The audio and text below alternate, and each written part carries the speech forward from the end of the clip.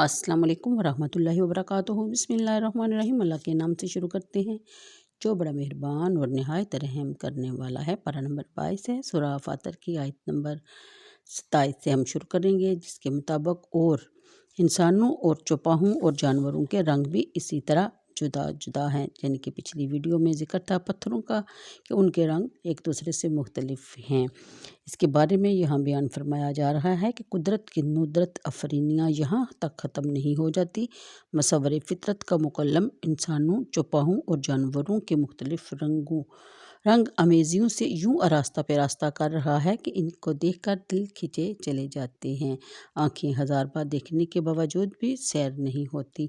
और आपने भी कभी महसूस किया होगा कि कभी किसी जानवर का बच्चा या इंसान का बच्चा या परिंदे का बच्चा हमें इतना अच्छा लग जाता है कि हम उसे उठा के अपने घर ही ले आते हैं, इस बात से बेखबर कि उसको हम अपने माँ बाप से जुदा कर रहे हैं। हम जितना भी उससे प्यार करते हैं, उसके वालिदैन यानी कि उसकी माँ जितना उसको प्यार नहीं दे सकते, लेकिन फिर भी हम सिर्फ़ अपने दिल के हाथों मजबूर उसको अपने घर में रख के उसको पेट बना लेते हैं, यानी कि पालतू बना लेते हैं। बयान फरमाया जाता है कि खसूसन इंसान अपने कद्दोकामत, खद्दोहाल, सबाहत और मलाहत में एक दूसरे से मुख्तलिफ हैं।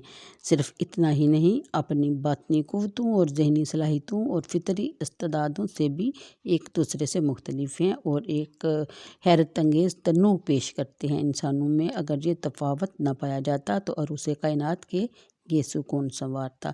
इन लाकोदा शहरों का चमनस्तान कैसे बनाया जाता। अल्लाह ताला आयत नंबर 28 में अल्लाह के बंदों का जिक्र है कि अल्लाह के बंदों में से सिर्फ उल्मा ही पूरी तरह इससे डरते हैं। बेशक अल्लाह ताला सब पर गालिब बहुत बख्शने वाला है। फिर बयान फरमाया जाता है कि बेशक जो गौर व तदब्बर से तिलावत करते हैं अल्लाह की किताब की और नमाज कायम करते हैं और खर्च करते हैं और इस माल से जो हमने इनको दिया, यानी कि अल्लाह ताला ने राजदारी से और अलानिया यानी कि छुप के भी सखावत करते हैं और सामने भी अपनी इसमें नीयत का दारोमदार होता है।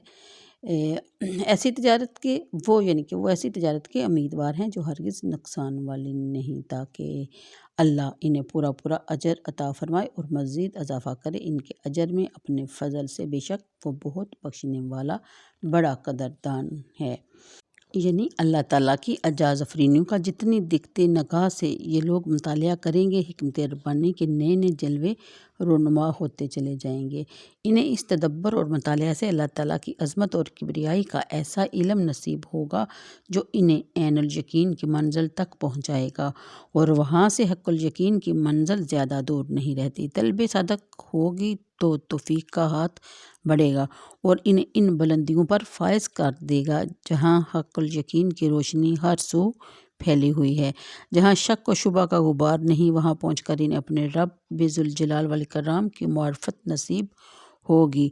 फिर जिस खशीयत से इनके दिल मामूर होंगे, हमारे लिए इनका अंदाज़ा लगाना ही मुश्किल है। हिक्मा इस्लाम के नज़दीक इल्म की हकीकत क्या है, इसके लिए चंद अक़वाल मुलाज़ा फरमाइए।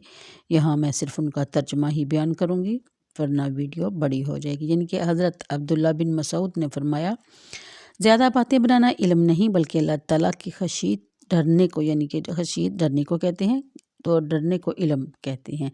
इमाम मालिक फरमाते हैं कि बकसरत रवायत करने से का नाम इल्म नहीं बल्कि इल्म एक नूर है जिसे अल्लाह ताला किसी के दिल में भी डाल देता है।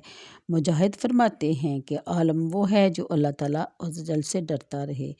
रबी बिन इन्स का इरशाद है कि जिसके दिल में अल्लाह ताला का खौफ नहीं वो आलम ही नहीं। हज़रत इब्न मसूद से एक कौल मरवी है कि अगर दिल में अल्लाह ताला का खौफ पैदा हो जाए तो इंसान के लिए इतना इल्म ही काफ़ी है और इससे बड़ी जहालत और कोई नहीं कि वो इंसान खुदा से गरूर करने लगे।